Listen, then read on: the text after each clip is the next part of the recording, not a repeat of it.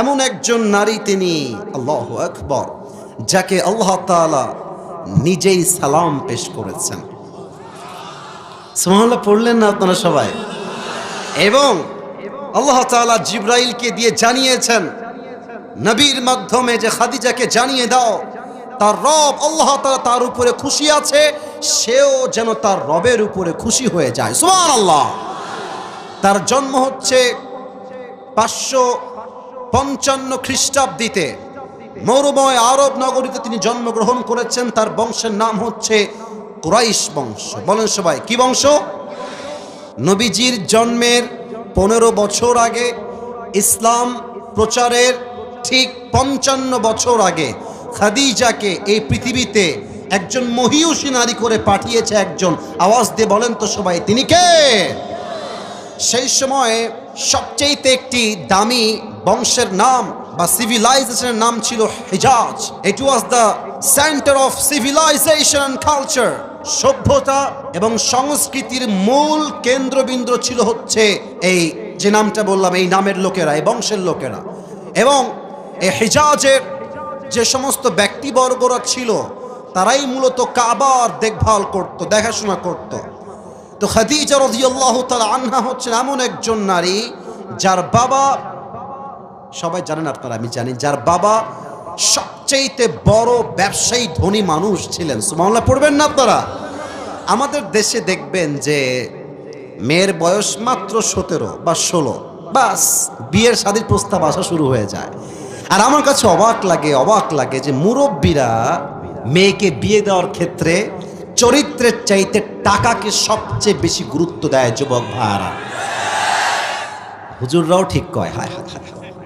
আসলে কি জানেন, আমি এই 4 দিন আগে কোনো একটা মাহফিলে বলেছিলাম, 4-5 দিন আগে, যে কত টাকা হলে একটা মেয়েকে বিয়ে করা যায় বাবারা লিস্ট দেওয়া দরকার আমাদেরকে। কারণ এই বাংলাদেশে আজকে হাজার হাজার যুবক তার পছন্দের মেয়েকে বিয়ে করতে পারে না জাস্ট টাকার জন্য। যুবক ভাইরা আমার, আব্বাজান সাবধান হয়ে যান। মেয়ের বিয়ে হবে টাকাওয়ালার সঙ্গে নয়, মেয়ের বিয়ে হবে চরিত্রবান যুবকের সঙ্গে। টাঙ্গাইলের ভাইরা আমার, খাদিজার বয়স যখন একটু বেড়ে গেল, প্রস্তাব আসা শুরু হয়ে গেল খাদিজার বিয়ের জন্য। খাদিজার আব্বাজান সবচেয়ে চরিত্রবান যুবক, তার নাম হচ্ছে আবু হালা জাহরা। সন্ধান পেলেন খাদিজার একজন স্বামী হিসেবে, পাত্র হিসেবে, জাস্টিফাই করলেন চরিত্রবান কিনা, পছন্দ হলো, বিয়ে হয়ে গেল। সুবহানাল্লাহ নাই সবার আপনাদের? প্রথম বিয়ে হলো, প্রথম যেই সংসার, সেখানে একটা বাচ্চা হলো, তার নাম হচ্ছে হিন্দ। টাঙ্গাইলের ভাইরা নাম কি? হিন্দ। বাচ্চা হওয়ার পরে একটু বড় হলো, একটু ভেরি লিটল বিট। আমার একটা ছোট্ট বোন আছে, নাম হচ্ছে বুশরা। কেউ কি দেখছেন ইউটিউবে, ফেসবুকে? একদম ছোট। ওকে একজন বলছে, ওই তোমার ভাই কি ওয়াজ করে বলো, বলছে কথা বলেন ঠিক কিনা। ছোট্ট একটা বাচ্চা মেয়ে। তো যখন হিন্দের বয়স একদম কম, ছোট্ট বয়স, হঠাৎ করে বাবা শেষ, ইন্তেকাল করলেন। ইস, আমি যখন এই হাদিসটা পড়ছিলাম আমার 5 আগস্টের কথা মনে হয়েছে। এই 5 আগস্টের আগে কত বাচ্চা বাচ্চা সন্তানের মাকে, বাবাকে এই জালিম সরকার রাস্তায় গুলি করে শহীদ করে ফেলেছে। যুবক ভাইরা, ইস, কত সন্তান যে ইয়াতীম হয়ে গেছে। এত সন্তানকে ইয়াতীম করে তিনি বলেন যে আমার দোষ কোথায়? কথা না বুঝলে তো ওয়াজ করা যায় না। কথা ঠিক আছে কিনা বলেন আপনারা? আমি বললাম যে আপনি কোনো দোষী না, আপনি একদম নিষ্পাপ। তো আসেন দেশে, আপনার দোষ কত বেশি এই দেশের জনগণ আপনাকে পেলেই টের পায় দিবে হাড়ে হাড়ে। যুবক ভাড়া, আসলে কি জানেন, ওই বেঈমান যে হয়তো তার মাথায় এই চিন্তা থাকেই না যে আমি একটা বেঈমান। ও ভাবে যে यार मैं तो अभी के अभी जन्नत से भाग के दुनिया में आई हूं। আহা, মারা গেল।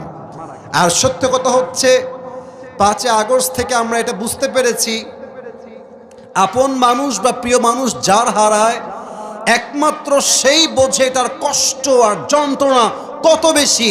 দুনিয়ার কেউ আর এই কষ্ট বুঝতে চায় না। যুবক ভাইরা আমার, আহা, হিন্দের বাবা খাদিজার স্বামী, শেষ প্রথম স্বামী, একটা লম্বা সময় গ্যাপ গেল, কোনো বিয়ে নাই। সেকেন্ড টাইম তার আব্বাজান আবার বিয়ে দিলেন আরেক যুবকের সঙ্গে। তার নাম হচ্ছে আবু তাহের। বিয়ে হয়ে গেল, বাচ্চা হলো, সেই স্বামীও মারা গেল। ইসরে, প্রথম স্বামীও মারা গেছে। ভাই আপনি কথা বুঝে শুনবেন, আমি আপনাকে কোনো ফালতু কথা বলছেন, প্রত্যেকটা কথা ফ্রম হাদিস, একটু বুঝবেন। প্রথম স্বামীও মারা গেছে, দ্বিতীয় স্বামী মারা গেছে। আরে ভাই, আজকে এই দেশে একটা মেয়ের স্বামী মরা তো অনেক দূরের কথা, একবার ডিভোর্স হয়ে গেলে তো আর বিয়ে হতে চায় না যুবক ভাইরা। প্রথম স্বামী মারা গেছে, দ্বিতীয় স্বামীও মারা গেছে, তৃতীয় আবার সেটাও মারা গেছে। তো খাদিজা রাদিয়াল্লাহু তাআলা আনহা, শি ওয়াজ ডিপ্রেসড, হতাশ, কষ্টে। তিনটা স্বামী, তিনটাই মারা গেল। হাদিসে আসছে, তাকাররারা খাদিজা আন্নাহা লাম তাতাজাওয়াজা মাররাতান উখরা।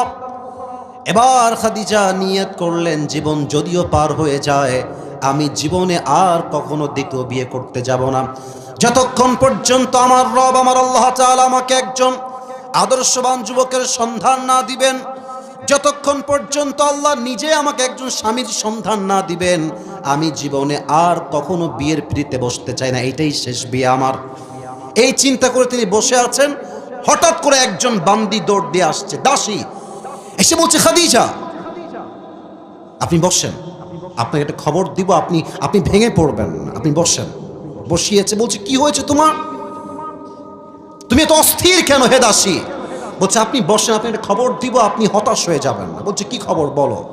বসে গেছে, বলছে খাদিজা আপনার স্বামী তো মারা গেছে, আমি জানি আপনি অনেক কষ্টে আছেন, আপনার মাও নাই, বাবাও নাই, কেউ নাই, স্বামীও নাই, আপনার বাবা তো ব্যবসায় থাকে বাহিরে, বাবা তো ছিল ফিজিক্যালি জীবিত, আজ আপনার বাবা ইন্তেকাল করেছে।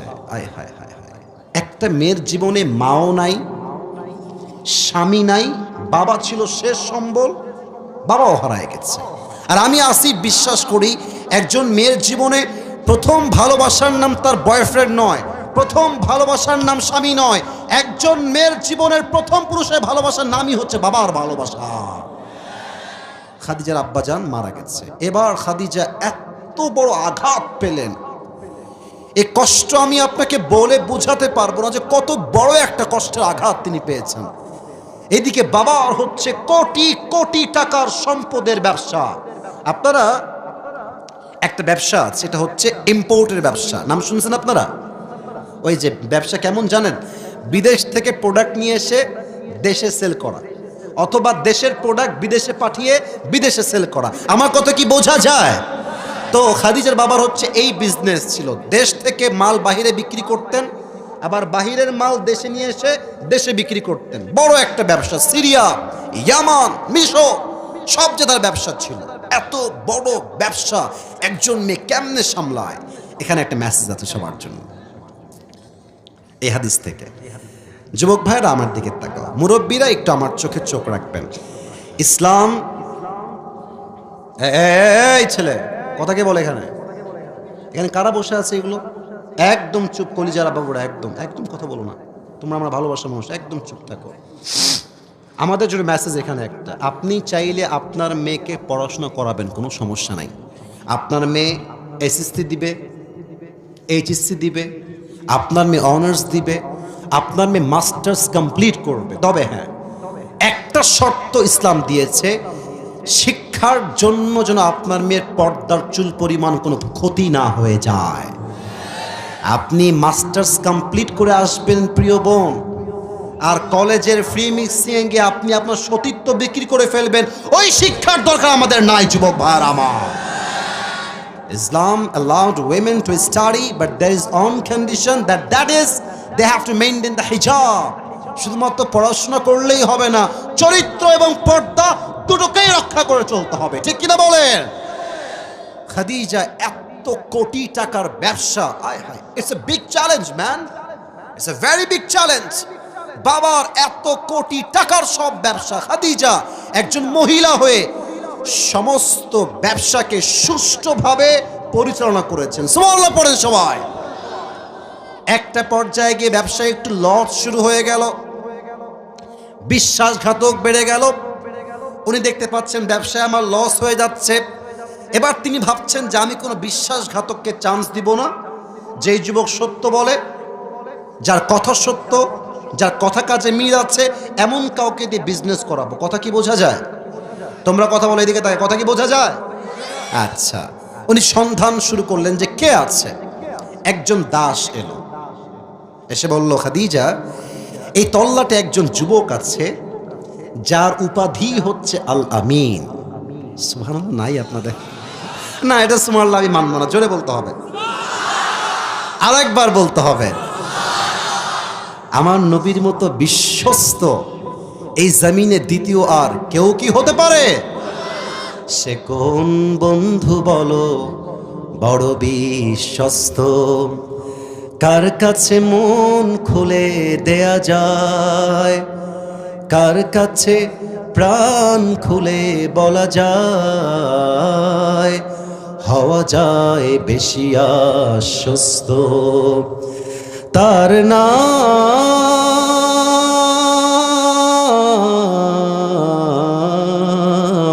আহমদ, বড় বিশ্বস্ত। সে কোন বন্ধু বলো বড় বিশ্বস্ত, ঠিক কিনা বলেন? যে জন কখনো ব্যথা দিতে জানে না, সে জন কখনো মুছে দেয় বেদনা। যে জন কখনো ব্যথা দিতে জানে না, সে জন কখনো মুছে দেয় বেদনা। হৃদয়ের হাহাকার আপন করে নিতে আর কার বুক এত প্রশস্ত। আহমদ বড় বিশ্বস্ত, সে কোন বন্ধু বলো বড় বিশ্বস্ত, ঠিক কিনা বলে? আমার নবীর মতো চরিত্রবান বিশ্বস্ত যুবক আল্লাহর জমিনে কেউ হইতে পারে না। খাদিজার কাছে প্রস্তাব আসলো, মুহাম্মদকে ডাক দাও, তার মাধ্যমে ব্যবসা শুরু করে দিবা, তোমার ব্যবসায় হিউজ পরিমাণ লাভ হয়ে যাবে। বলছে তাই তো, যাও তোমার সবাই তাকে ডেকে নিয়ে আসো আমার দরবারে। মুহাম্মদের কাছে যাওয়া হলো, বলা হলো তোমাকে একজন বিশ্বস্ত নারী যার ব্যবসা অনেক বড় ডাকছে, তোমাকে কিছু মূল সম্পদ দিবে, ব্যবসা করবা আবার ফেরত দিবা। মুহাম্মদ চলে আসছে। তবে এখানে একটা ঘটনা বাকি থেকে গেছে। আচ্ছা, আপনারা যারা আছেন, যাদের বউ নাই, ভালো বউ কি আমরা সবাই চাই? মুরব্বী হাসে কেন রে ভাই? তোমরা কও সবাই, আমরা কি ভালো বউ চাই? নিজে ভালো তো দেশ ভালো। তুমি এক ঘাটে পানি খেয়ে বিয়ে করবা, তোমার বউ 10 ঘাটে পানি খেয়ে তোমাকে বিয়ে করবে। আহা, নবীজি আসার আগেই ওই বাচ্চাদেরকে ওঠে না বসে? কোনটা? বসো না উঠতেছো? বসো বসো, ধরো ধরো ধরো, না না খবরদার যাওয়া যাবে না, বসে পড়ো, এদিকে তাকান সবাই। আচ্ছা, 12টা বেজে পার বলে কি ওয়াজ করা যাবে না আজকে? আরে মিয়া, আমার তো বিশ্বাস টাঙ্গাইলের মানুষ কোরআনকে এত ভালোবাসে, শেষ রাত পর্যন্ত ওয়াজ হলেও সবাই শেষ পর্যন্ত বসে দোয়া করে বাসায় ফিরে যাবে। তাকবীর দেন সবাই মিলে, লিল্লাহি তাকবীর। খাদিজা, গভীর অন্ধকার রাত, আমাবস্যার রাত, মেঘের কোনো চাউনি নাই, পুরো আকাশটাই অন্ধকার হয়ে আছে। তিনি স্বপ্নে দেখছেন আকাশে লম্বা একটা চাঁদ উঠেছে, চাঁদের আলোতে পুরো পৃথিবীটাই আলোকিত হয়ে গেছে। তিনি ঘর থেকে বের হয়ে আসছেন, দেখছেন আকাশে বিশাল লম্বা একটা চাঁদ, চাঁদটা অনেক সুন্দর, চাঁদের আলোতে পুরো পৃথিবীটা আলোকিত হয়ে গেছে। খাদিজার চোখ যখন চাঁদের দিকে গিয়েছে, উনি দেখছেন চাঁদটা আকাশ থেকে তার বুকের দিকে নেমে আসছে। এটা দৃশ্য দেখে খাদিজা চমকে উঠেছে। চাঁদ ভেঙে বুকের দিকে নেমে আসছে। How can it possible man? এটা কেমনে সম্ভব? ঘুমটা হঠাৎ করে ভেঙে গেছে। এই স্বপ্নের ব্যাখ্যা কি হবে? খাদিজার মাথা ঘুরছে, স্বপ্ন কি দেখলাম? খাদিজার চাচা, তার নাম হচ্ছে ওয়ারাকা বিন নাফেল, সে একজন স্বপ্নের ব্যাখ্যাবিদ ছিলেন, ব্যাখ্যা দিতেন। খাদিজা ঘুম থেকে উঠেই চাচার কাছে দৌড়, চাচা যান, এই স্বপ্ন দেখেছি, মা চাবিরু হাদাল হুল, এই স্বপ্নের ব্যাখ্যা কি হবে চাচা? চাচা এবার তাওরাত খুলেছেন, ইনজিল খুলেছেন, দেখছেন স্বপ্নের ব্যাখ্যা কি হবে। তো উনি পড়ে অবাক হলেন, বলছেন খাদিজা, গুড নিউজ, তোমার জন্য একটা গুড নিউজ। কি গুড নিউজ? বলছে আল্লাহ তাআলা শেষ যুগের নবীকে তোমার স্বামী হিসেবে কবুল করতে চলেছে। না সুবহানাল্লাহ হয় না? জোরে সোরে পড়েন সবাই সুবহানাল্লাহ। বলছে আল্লাহু আকবার, সত্যি নিউজ, এটা সত্য। বলছে অবশ্যই সত্য, wait for the right time, অপেক্ষা করো। এবার সে বাসায় ফিরে আসছে। ঠিক তারপরের দিন উনি রিসার্চ করেছেন যে শেষ নবী দেখতে কেমন হবে, তার চোখ কেমন হবে, নাক কেমন হবে, তার চরিত্র কেমন হবে, তার চেহারার রং কেমন হবে, তার হাইট কেমন হবে, তার ঠোঁট কেমন হবে, তার কথা কেমন হবে, সব রিসার্চ করেছে। তারপরের দিন নবীজি তার বাসায় আসছে বিজনেসের জন্য, ব্যবসার জন্য। তো আচ্ছা, আপনাদের বাসায় কি 3 রুম আছে না 2 রুম আছে না? আরে ভাই কথা কোন, বাসায় 2-3 রুম আছে না আপনাদের? আচ্ছা দেখেন, এটা হচ্ছে একটা বাসা, এটা হচ্ছে রাস্তা। তো দেখবেন যে বাসার কিছু রাস্তায় বাসা থাকে, ওই বাসার ওই জানালাটা খোলা থাকে। তো রাস্তা দিয়ে যখন মানুষ হেঁটে যায় দেখবেন জানালার ভিতর টিভি চলছে না কে বসে আছে, রাস্তা দিয়ে সব দেখা যায় মাঝে মাঝে। আবার আমাদের গ্রামগঞ্জের যে বাসাগুলো আছে ওই বাসাতে দেখবেন এক ঘর থেকে আরেক ঘরে জানলা দেওয়া আছে, জানলা দিয়ে দেখা যায় যে ওই ঘরে কি করছে সবাই। এটা অনেক সময় হয়। তো সেখানে 2টা ঘর ছিল। এক ঘরে নবীজি বসে আছেন, আর এক ঘরে খাদিজা বসে আছেন। তো খাদিজা খবর পেয়েছে যে মুহাম্মদ নামের সেই যুবক যে আল-আমিন আমার বাসায় আসছে। দেখছে যুবকটা দেখতে কেমন, দেখি তো এক নজর দেখব। জাস্ট জানালার ফাঁক দিয়ে একবার তার চেহারা দেখেছে। এই চাঁদের মতো নুরানি চেহারা দেখে খাদিজা কনফার্ম হয়ে গেছে, এটাই হচ্ছে আমার শেষ নবী, এটাই হচ্ছে আমার স্বামী। সুবহানাল্লাহ। কিন্তু প্রিয় ভাইয়েরা আমার, যুবকদের মেয়ে পছন্দ হইলে সহজে প্রস্তাব দিতে পারে, কিন্তু মেয়েদের পছন্দ হইলে মেয়েরা সহজে প্রস্তাব দিতে পারে না। কারণ আমাদের লজ্জা শরম একটু কম, মেয়েদের লজ্জা একটু বেশি। তো খাদিজা প্রস্তাব দিবে কেমনে, মহাবিপদে পড়ছে। তো খাদিজার একজন দাস ছিলেন, দাসী, তার নাম হচ্ছে নাফিসা। বলেন সবাই, নাম কি? নাফিসা। বলছে এদিকে আসেন আপনি। নাফিসা এসেছে, টাকা দিচ্ছে, খাবার দিচ্ছে, অনেক কিছু দিয়েছে নাফিসাকে। বলছে এত খাওয়াচ্ছেন কেন আপনি আমাকে, কি হয়েছে আপনার, কিছু বলবেন, কোনো আবদার আছে আপনার? তো বলছে না না এমনি খান, সমস্যা নাই। ভাই, মানুষ যখন কিছু পেতে চায় তখন সে দেওয়ার জন্য ব্যাকুল হয়ে যায়, ঠিক কিনা বলেন? আমরা বলি না কোথায় কোথায় কিছু পেতে হলে, স্যার কয় আপনারা কর না, কিছু পেতে হলে দিতে হয়। তো অনেক খাওয়াইছে, খাওয়ানোর পর যখন পেট ভরে গেছে, তো নাফিসা বলছেন না একটা মতলব তো আপনার অবশ্যই আছে, নয় আপনি হঠাৎ করে এত খাবার কেন খাওয়াচ্ছেন? তো বলছে যে হ্যাঁ একটা মতলব আছে, আসলে রাগ করবেন না চাচি, ওই যে যুবকটা বসে আছেন ওই ঘরে, আল-আমিন তার উপাধি, বলছো আমার খুব ভাল লাগছে তাকে বিয়ের পাত্র হিসেবে, তো আপনি একটু আমার পক্ষ থেকে প্রস্তাবটা নিয়ে যাবেন। বলছে ও আচ্ছা আচ্ছা, আমি তো আগেই বলেছিলাম দাল মে কুছ কালা তো জরুর হ্যাঁ, ঠিক কিনা বলেন? তো এবার বলছে ঠিক আছে যান, আমি আপনার পক্ষ থেকে প্রস্তাব নিয়ে যাব। তারপরের দিন নবীজি তার বাসায় চলে গেছে। নাফিসা সুযোগ বুঝে বাসায় গিয়েছে, তো নক করেছে, ইয়া মুহাম্মদ গেটটা খোলো। গেট খুলেছে, দেখছে চাচি নাফিসা বাহিরে দাঁড়িয়ে আছে। আসেন আসেন, ওয়েলকাম, বাসায় আসেন। বাসায় এসেছে, নাস্তা দিয়েছে, খাবার দিয়েছে। তো মুরব্বীদের চালাকি একটু বেশি হয়। বিয়ের সময় মুরব্বী ছাড়া বিয়ে করতে যাইও না, বাস খাইতে পারো না। এটা হাসি না, এটা সত্য কথা। তোমার জীবনে বয়স মাত্র 20, মুরব্বীর বয়স 70। তুমি যেইটা 1 মাসেও ধরতে পারবা না, মুরব্বী এক চান্সে এক চোখেই ধরে ফেলবে, ঠিক কিনা বলে? তো চাচি তো খুব চালাক, আমাদের মতো নর্মাল বোকা শোকা নয়।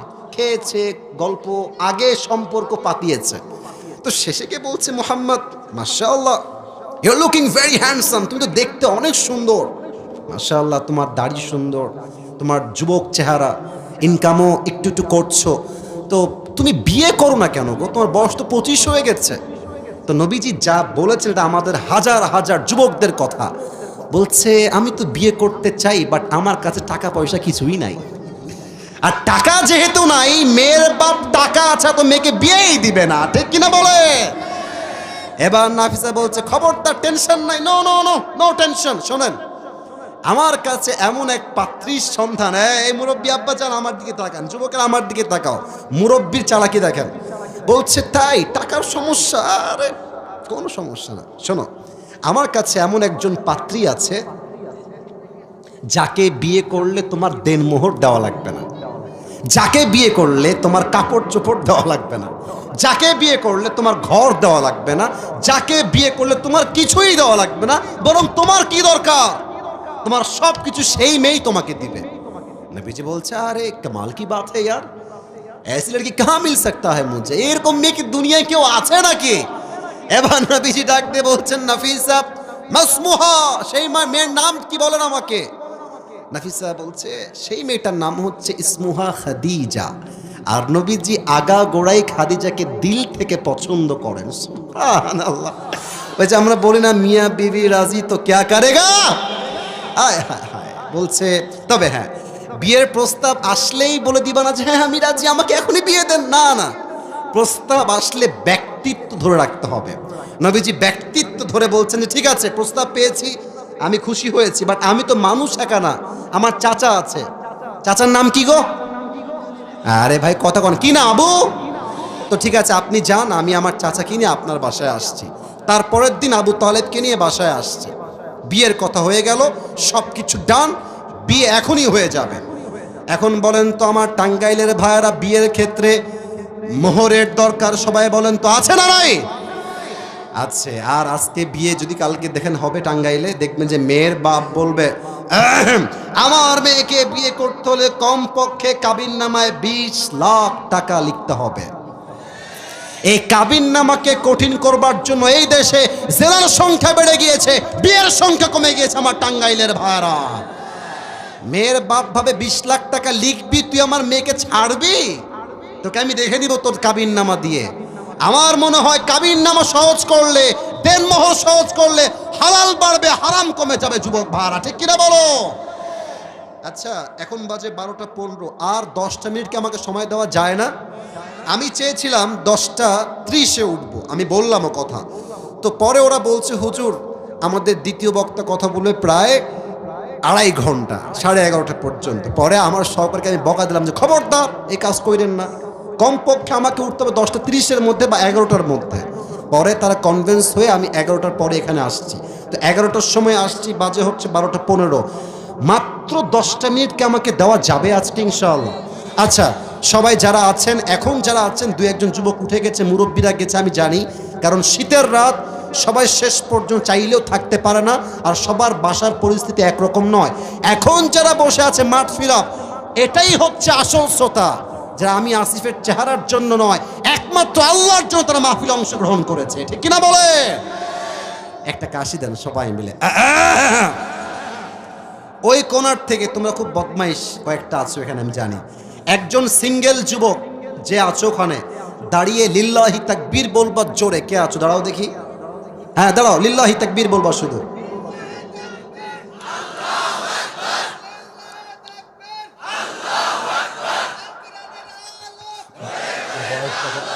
বাচ্চা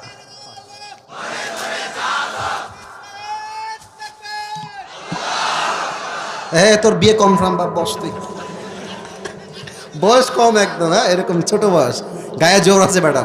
লিল্লাহি তাকবীর। আচ্ছা, বিয়ের মোহর কি হবে আলোচনা চলছে।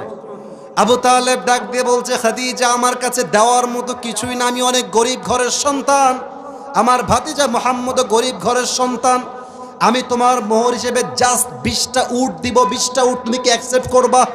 খাদিজা বলছেন আপনারা যা দিবেন তাতেই আমি খাদিজা খুশি, আমার কোনো প্রবলেম নাই। তো ঠিক আছে, কাবিননামায় লেখা হলো খাদিজার সঙ্গে মুহাম্মদ সাল্লাল্লাহু আলাইহি ওয়াসাল্লামের বিয়ে, মোহর হচ্ছে মাত্র 20টা উট। কয়টা উট টাঙ্গাইলের ভাইরা? এখন বলেন তো, বিয়ের বাড়িতে বর পক্ষ আছে, কনে পক্ষ আছে, একটু খাওয়া দাওয়া লাগবে না? আরে কথা কোন, খাওয়া দাওয়া লাগবে না? এখন খাওয়াবে কি দিয়ে? নবী তো গরিব মানুষ। আমার প্রিয় বোনেরা, মায়েরা কান খাড়া করবেন, খাদিজার মন কত বড়। খাদিজা বলছে যাও আমাকে যে 20টা উট মোহর দিয়েছো, এই 20টা উটটাই আল্লাহর জন্য, আমার এই সমস্ত পাত্রপক্ষের জন্য এখনই তোমরা কোরবানি করে সবাইকে খাওয়াই দাও। মেয়েদের মন বড় হলে স্বামীরা তো এমনিতে বড়লোক হয়ে যাবে যুবক ভাইরা, ঠিক কিনা বলো?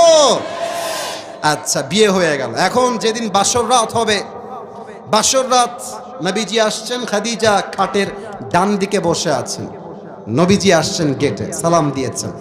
এটা একটু লজ্জা লাগবে আপনাদের, বাট লজ্জা ফিল করবেন না। আমি যে মেসেজ দিচ্ছি এই মেসেজটাকে বুঝবেন।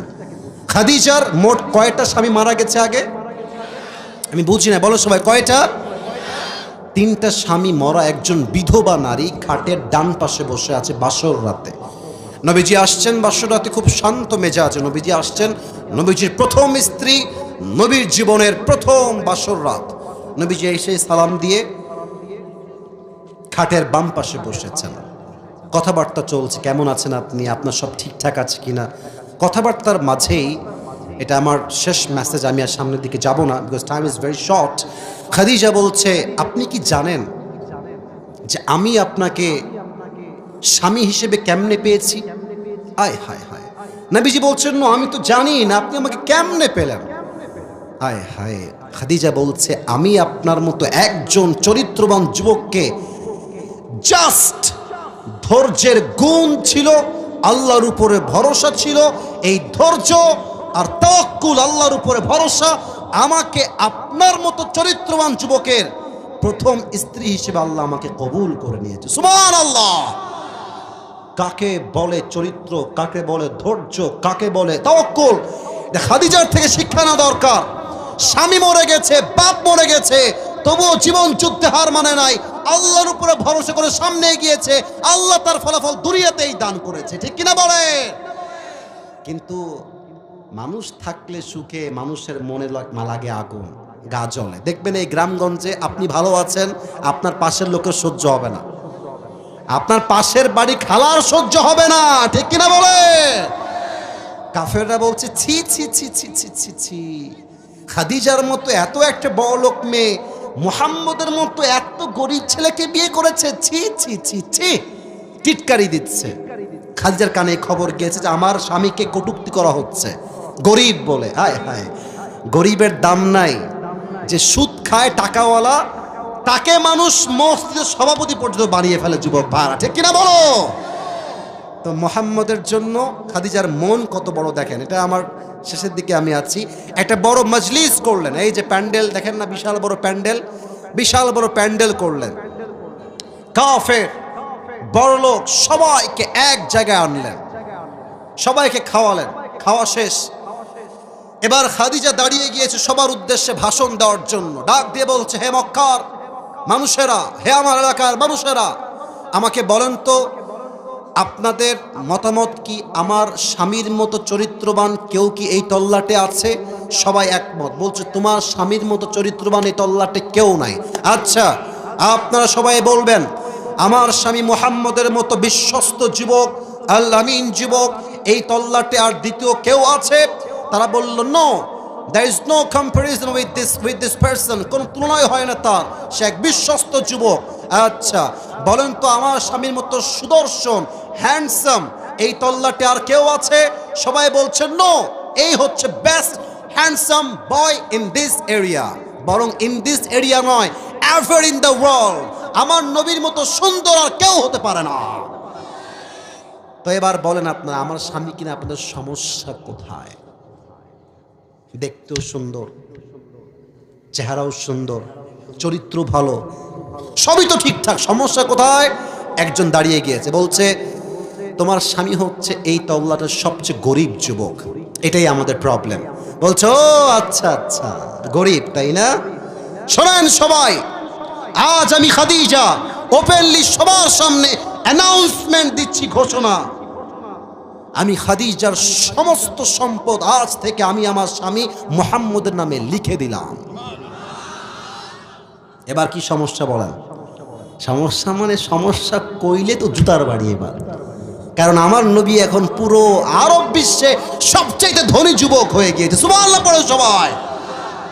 ওয়াজাদাকা আইলান ফাগনা, নবীকে ধনী বানিয়েছে একজন। আওয়াজ দিয়ে বলেন সবাই, তিনি কে?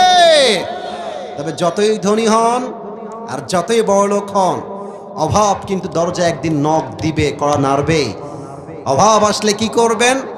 ফাতেমা রাদিয়াল্লাহু তাআলা আনহা 3 দিন যাবত না খাওয়া, আলী 3 দিন যাবত না খাওয়া, নবীর কাছে আসছে, নবী হে আতিনি শাইআন, কিছু খাবার দান করেন, খেতে চাই আমরা।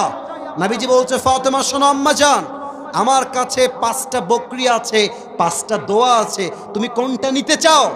ফাতেমা 3 দিন যাবত ক্ষুধার্ত, আলী 3 দিন যাবত ক্ষুধার্ত, হাসান হোসাইন 3 দিন যাবত না খাওয়া। ফাতেমার ধৈর্য কত বড়! আব্বা চান, আমার 5টা বকরির দরকার নয়, 5টা দোয়া শিখাই দিলেই আমি ফাতেমা খুশি হয়ে যাব। সুবহানাল্লাহ পড়ে সবাই। বাসায় ফিরে আসছে ফাতেমা, আলী বলছে, এই ফাতেমা, তোমার হাত ফাঁকা কেন? চাল কই, ডাল কই, ভাত কই? বলছে, হে আলী, আমি আমার প্রিয় বাপের কাছে চেয়েছিলাম দুনিয়া, আমার আব্বা আমার 2 হাত ভর্তি আখিরাত দিয়ে আমাকে বাসায় ফেরত পাঠিয়েছে। সুবহানাল্লাহ। আলী বলছে, না না, খবরদার, এটা আমি মানবো না, আমার খাবারের দরকার আছে, আমি বাবার কাছে আবার যাব।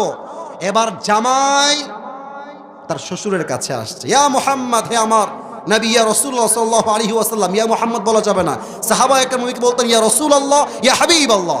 নবী হে, শ্বশুর আমার, আপনি আমাকে আতিনি শাইআন, কিছু খাবার দান করেন। নবীজি বলেছেন আগের বার 5টা বকরি, এবার বলছেন, হে আলী, আমার কাছে আছে 5000 বকরি আর আছে 5টা দোয়া, তুমি কোনটা নিতে চাও? আলী বলছে, নবী হে, 5000 বকরির মাইনাস আমার লাগবে না, আমাকে 5টা দোয়া শিখাই দিলে আমি খুশি হয়ে যাব। বলছে, তাহলে তুমি আমার সঙ্গে পড়ো, আপনারাও পড়েন। সবাই কাশি দেন। ইয়া আউয়ালাল আউয়ালিন, স্লোলি পড়েন, বাট বুঝে পড়েন। ইয়া আখিরাল আখিরিন, ইয়া যাল কুওয়াতিল মাতিন। এই 2টা শব্দ খুব সহজ, শেষের 2টা সবাই জোরে বলবেন। ইয়া রাহিমাল মাসাকিন। 5 নম্বর শব্দ আরো সহজ, এটাকে আরো জোরে বলবেন। ইয়া আরহামার রাহিমিন। এই 5 শব্দের দোয়া কালকে ইউটিউবে আপলোড যাবে, তোমরা কিন্তু মুখস্থ করে নিও। এই 5 শব্দের দোয়া যে বান্দা অভাবে আমল করবে, যে মুরব্বী অভাবে পড়বে, টাকা নাই, ছেলে কথা শোনা না, বাড়িতে ডাল নাই, চাল নাই, ভাত নাই, বরকত নাই, ব্যবসায় লস, চাকরিতে লস, সব জায়গায় লস আর লস। এই 5 শব্দের দোয়া যে বান্দা নিয়মিত আমল করবে, তার বাসায় সমস্ত অভাবকে আল্লাহ গায়েবী খাজানার দ্বারা দূর করে দিবে। 5 শব্দের দোয়া সবাই পড়বেন। সবাই রাজি আছেন তো ইনশাআল্লাহ?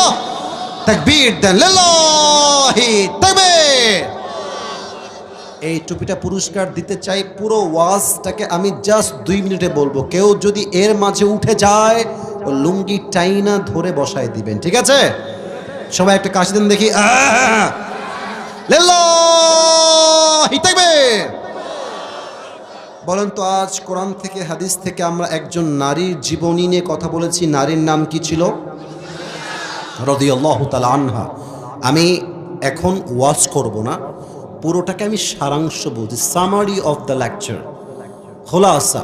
আমি সারাংশ বলছি, আমি যা বলবো একটু বুঝে নেবেন। প্রথম আমরা জেনেছিলাম খাদিজা রাদিয়াল্লাহু তাআলা আনহার বংশ ছিল অনেক উঁচু বংশ, অনেক সম্মানী বংশ। ওনার বাবা কি গরিব ছিলেন না ধনী ছিলেন? ওনার বাবা ওনাকে পড়াশোনা করিয়েছেন, নিজে ব্যবসা সামলেছেন। ওখান থেকে আমরা 1 নাম্বার শিক্ষা পেয়েছিলাম কি, মেয়েরা পড়াশোনা করতে পারবে, ব্যবসাও করতে পারবে, চাকরিও করতে পারবে। পরিস্থিতি শিকার যদি হয়ে যায়, না করলে হবেই না, তখন দেখা যাবে। তবে যদি মেয়েরা পড়াশোনা করতে চায়, চরিত্রও ঠিক রাখতে হবে, পর্দাও ঠিক রাখতে হবে, তার সতীত্বও ঠিক রাখতে হবে, ঠিক কিনা বলে? 2 নাম্বার শিক্ষা আমরা পেয়েছিলাম, খাদিজার প্রথম স্বামীও মারা গেছে, দ্বিতীয় স্বামীও মারা গেছে, তৃতীয় স্বামীও মারা গেছে। আর সে বলেছে, আল্লাহ, তোমার মতো জালেম মনে হয় দুনিয়াতে আর কেউ নাই। বলেছে, বুঝি নাই, বলেছে। উনি বলেছেন, আল্লাহ, আমি হলাম ধৈর্যশীল, আমি হলাম তোমার উপরে ভরসাকারী, আমি ধরলাম ধৈর্য, আমার ফলাফল দিবে একজন, তিনি কে? ফলাফল হিসেবে কি হয়েছে? আল্লাহ তাআলা তাকে শেষ নবীর প্রথম স্ত্রী হিসেবে কবুল করেছে। সুবহানাল্লাহ। আচ্ছা, 3 নাম্বার শিক্ষা আমরা পেলাম। এদিকে ওনার বাবার ব্যবসা ছিল শুধু কি দেশে না বিদেশে? দেশে এবং আচ্ছা, একটা কথা বলে ফেলি আজকে, মানে এটা আমি আগে কখনো বলি নাই। ওই মুরব্বীরা রাগ করবেন না, যুবকরা একটু শুনবেন। তোমরা যদি জীবনে ভালো কিছু করতে চাও, চাকরির পেছনে নয়, ব্যবসা নিয়ে কাজ করো। চাকরি হচ্ছে কাইন্ড অফ গোলামি, তুমি সারা জীবন খাটবা, পাবা কম। বাট নিজে কিছু করলে, নিজে ব্যবসা করলে শান্তি আছে বেশি, বরকত আছে বেশি, ঠিক কিনা বলে? আচ্ছা, একটা জিনিস খেয়াল করেন, আমি হাতে একটা বোতল নিচ্ছি। এটা কিসের বোতল? আমি শুনতে চাই, কিসের বোতল? দেখেন, এই পানির বোতল দোকান থেকে কিনবেন মাত্র 30 টাকা। এই পানির বোতল আপনি একটা 5 স্টার হোটেল থেকে কিনবেন, দেখবেন এটার দাম হয়ে গেছে 100 টাকা। আবার এই একই পানির বোতল আপনি কিনবেন এয়ারপোর্ট থেকে, দেখবেন হয়ে গেছে 120 টাকা। অথচ পানিও সেম, বোতলও সেম, জাস্ট জায়গা পরিবর্তন হওয়ার জন্য দাম বেড়ে গেছে। তো তোমাকে যে মানুষ মূল্য দেয় না, তুমি যে মূল্যহীন, তার মানে তুমি যে মূল্যহীন তা নয়। তুমিও তোমার জায়গা পরিবর্তন করো, দেখবা তুমিও মূল্যবান হয়ে গেছো, ঠিক কিনা বলো? হ্যাঁ, জায়গা পরিবর্তন করতে হয়। ঢাকার ব্যাপার একরকম, টাঙ্গাইল আর একরকম, সিরাজগঞ্জ একরকম, ঢাকার সব জায়গায় ঢাকা নয়। ঢাকার গাজীপুর একরকম, ঢাকার গুলশান আর একরকম, আবার ঢাকার গুলশান একরকম, দুবাইয়ের সিটি আর একরকম। জায়গার পরিবর্তন হওয়ার জন্য মানুষের লাইফস্টাইল চেঞ্জ হয়, চিন্তার পরিবর্তন হয়, জীবনে বরকত নেমে আসে, ঠিক কিনা বলে? অতএব ব্যবসা করতে চাইলে বিভিন্ন কান্ট্রিতে ব্যবসা করবা। এখানে একটা ব্যবসা, ওখানে একটা আউটলেট। এই যে মনে করো যে তোমার টেস্টি ট্রিট নাম শুনেছো? এই যে তোমার বিভিন্ন দোকানে দেখবা বিভিন্ন টেস্ট ট্রিট আছে, প্রত্যেক জেলায় জেলায় শাখা আছে। আবার দেখবা কোনো জামার দোকান, এই জেলায় এক শাখা, বাটা, অ্যাপেক্স নাম শুনছেন না? প্রত্যেকটা জেলায় জেলায় শাখা আছে। তো খাদিজার ব্যবসা এরকম ছিল, এখানে একটা, ওখানে একটা, এই দেশে ওই দেশে, আর এক দেশে ওই দেশে, সব জায়গায় তিনি ব্যবসা করতেন। অতএব যদি জীবনে ভালো কিছু করতে হয়, চাকরি দিয়ে নয়, ব্যবসা দিয়ে করতে হবে, ঠিক কিনা বলেন? 3 নাম্বার শিক্ষা। 4 নাম্বারটা বলে আমি আমার কথার ইতি টানছি। 4 নাম্বারটা বড় দামি জিনিস, এটা আমার মুরব্বীরা একটু ভালো করে বুঝবেন। দেখেন মুরব্বী আব্বাজান, আমার দাদির কিন্তু দাদা নাই, আমার দাদির দাদা নাই, মারা গেছে অনেক আগে। তো আমি খুব খেয়াল করেছি, আমার দাদিকে সবচেয়ে বেশি দেখে আমার আব্বা। আমার আব্বা একজন আলেম, একজন হাফেজ। আমি বলি কি, আব্বা আপনি আপনার সন্তানকে ভালো হাফেজ আলেম বানান, আপনি যান ওল্ড কেয়ারে যান, যে বৃদ্ধাশ্রমে যান, দেখবেন যত বাপরা পড়ে আছে, একটা আলেমের বাপকে আপনি বৃদ্ধাশ্রমে হারিকেন দিয়ে খুঁজে পাবেন না। সব ডাক্তারের বাপ, সবগুলো ইঞ্জিনিয়ারের বাপ, সব বড় বড় পদে চাকরি করে, বিসিএস ক্যাডার, জজ কোর্টে জব করে, উকিল, ব্যারিস্টার, জজ, তাদের বাপ মা বৃদ্ধাশ্রমে পড়ে আছে। বাট ওয়াল্লাহি, আল্লাহর নামে শপথ করে বলছি, একজন আলেম, একজন হাফেজ, তার বাপ মা কখনো বৃদ্ধাশ্রমে থাকতে পারে না, ঠিক কিনা বলে? আমি যে মেসেজটা দিতে চাই সেটা হচ্ছে, জীবন থেকে মানুষ একদিন চলে যাবে, এটাই হচ্ছে চিরবাস্তব কথা। আপনার বউও মরতে পারে, আপনার স্বামীও মরতে পারে, বাবাও মরতে পারে, মাও মরতে পারে। তবে আপনি যদি সেটাকে নিজের জীবনের দুঃখ হিসেবে না নিয়ে এইটা ভাবতে পারেন যে মানুষটা আমার জীবন থেকে হারায় গেছে, চলে গেছে, আমি বিশ্বাস করি জান্নাতে একদিন না একদিন তার সঙ্গে আল্লাহ আমাকে সাক্ষাৎ করাই দিবে ইনশাআল্লাহ। আমি দোয়া করি আল্লাহর কাছে, আল্লাহ যাদের আপন মানুষ হারায় গেছে দুনিয়াতে, আল্লাহ তুমি সবাইকে তাদের সঙ্গে জান্নাতে একটা বার হলেও দেখা করার সুযোগ করে দিও, সকলেই পড়া আমিন। তো হারাই গেলে এই যে আপনারা অনেকে কষ্ট পান, আর পড়বো না, আর খাবো না, এই মরে গেলাম, সেই এগুলো না। যেই হারায় যাক, ধৈর্য এবং তাওয়াক্কুল থাকবে যার মাঝে, তার সফলতা কেউ আটকে রাখতে পারবে না, ঠিক কিনা বলে? অতএব এই ধৈর্য এবং তাওয়াক্কুল নিয়ে আমরা সবাই চলবো। রাজি আছেন তো সবাই ইনশাআল্লাহ? আচ্ছা, এই 4টা শিক্ষা বলেছি, তোমাকে যে সিরিয়াল মেইনটেইন করতে হবে তা না।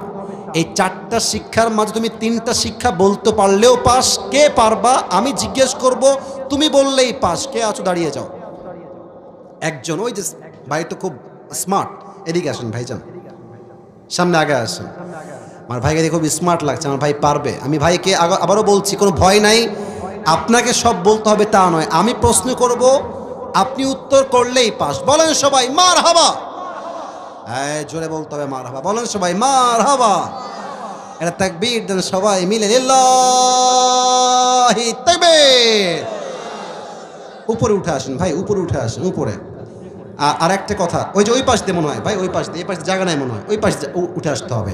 আর একটা কথা, এটা কালকে ওই যে সবাই আপলোড দিবে আপনাদের এলাকার মাহফিল, আপনাদের মারহাবা হবে এমন জোরে যে প্রত্যেকটা জেলার লোক বুঝতে পারে টাঙ্গাইলের মানুষ কাপুরুষের বাচ্চা নয়, সব বীর পুরুষগুলো আমার সামনে বসেছিল যুবক ভাইরা, ঠিক কিনা বলো?